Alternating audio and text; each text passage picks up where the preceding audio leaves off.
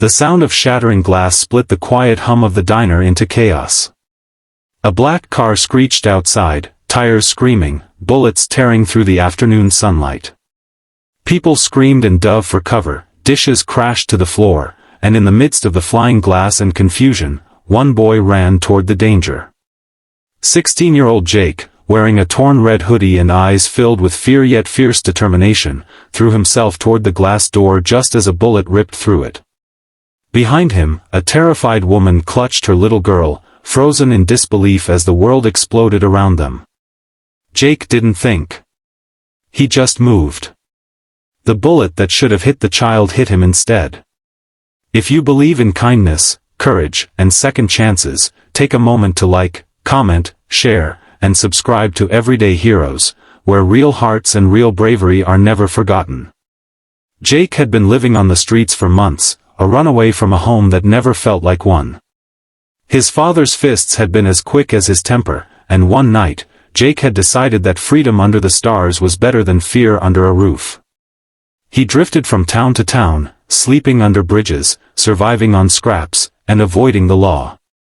No one knew him, and that's how he liked it. Or at least, that's what he told himself. But in truth, Jake was tired.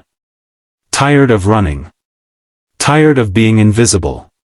That morning, he had wandered into the small roadside diner, drawn by the smell of coffee and warmth.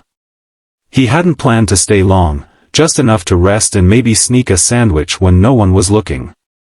He noticed the woman and her little girl first, the way the child giggled while dipping fries into a milkshake, the mother's soft laughter, and the easy peace that filled their booth. It was a peace he hadn't known in years. He was sitting near the door when the car pulled up, its engine growling low and mean. Jake didn't even have time to react before the first shot rang out. Instinct took over. As the glass shattered, he saw the gunman's cold eyes and the muzzle flash, aimed directly at the woman and her daughter. Without thinking, Jake leapt from his seat, arms outstretched, crashing through the air between the shooter and the family. The sound of the bullet hitting him was deafening. His world went white. When the chaos settled, the car sped off, tires screeching into the distance. The diner was filled with the smell of smoke and fear.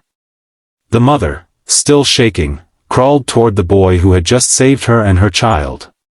His red hoodie was soaked in blood, his hand trembling as he tried to speak.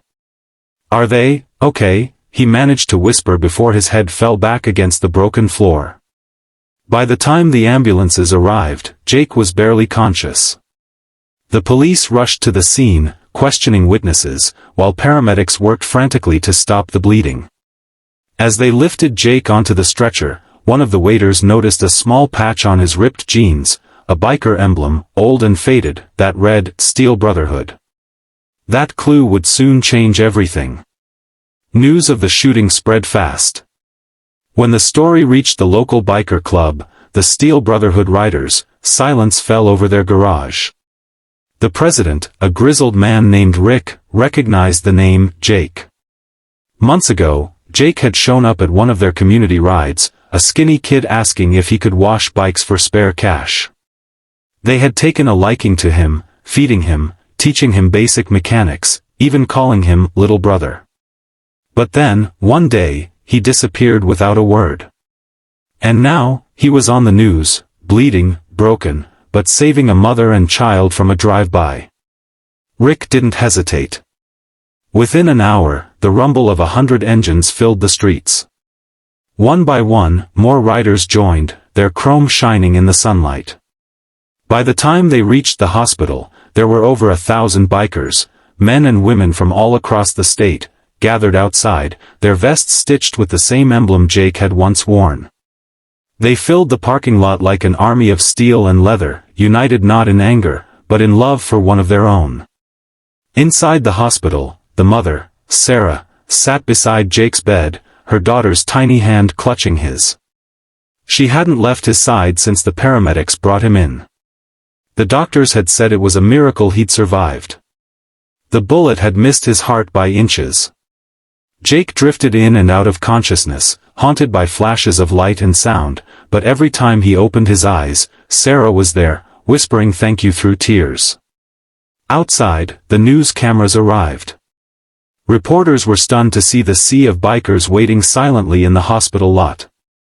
No chaos, no shouting, just a quiet vigil of loyalty. They brought food for nurses, flowers for Jake, and even toys for the little girl he had saved.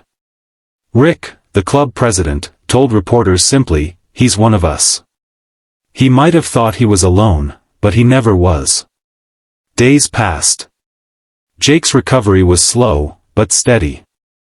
Every time he looked out the window and saw the motorcycles lined up, he felt something he hadn't felt in years: belonging. He didn't just save a family that day. In a way, he had saved himself. The pain he carried from his past, the guilt of running away, it all began to fade when he realized he had people who truly cared. When Jake was finally strong enough to sit up, the hospital allowed the bikers to visit in small groups.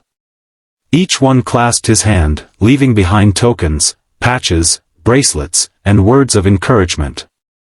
Sarah brought her daughter in, and the little girl hugged him tightly, whispering, "You're my hero."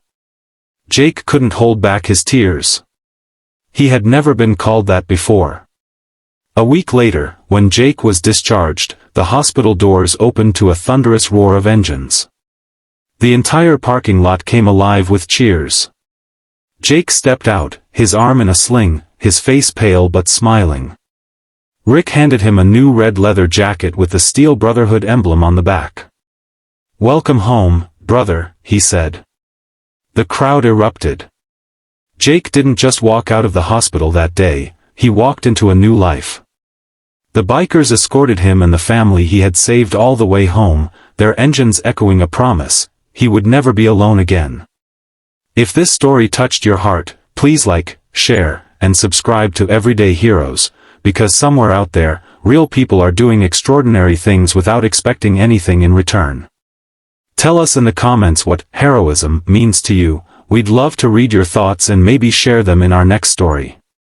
And as the sun set that evening, 1,000 engines rumbled one last time, not in noise, but in respect.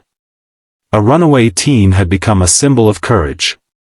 He didn't just take a bullet that day, he took back his life. And the world would never forget the boy in the red hoodie who chose to stand between danger and innocence, proving that heroes are not born perfect. They are made in a single, selfless moment.